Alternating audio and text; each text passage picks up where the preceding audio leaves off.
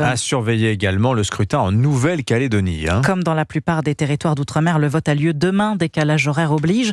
Mais dans ce territoire, toujours en proie aux violences, le scrutin s'annonce particulièrement délicat. Les écoles sont fermées depuis 7 semaines. Au milieu du chaos, elles accueilleront malgré tout les bureaux de vote. Caroline Baudry. C'est pas le bon moment en fait. Dans la commune de Païta, difficile de trouver des habitants qui osent sortir de chez eux et donc des assesseurs.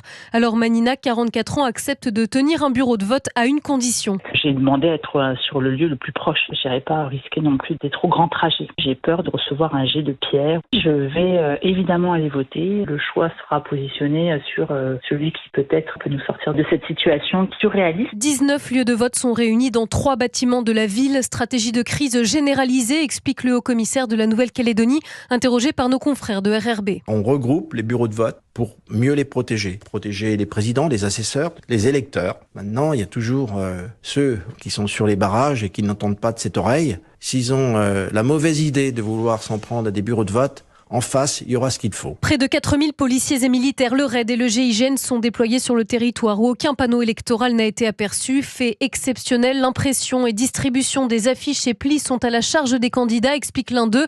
La raison, des agences postales brûlées ou saccagées et le transport du courrier entravé par les blocages. Caroline Baudry.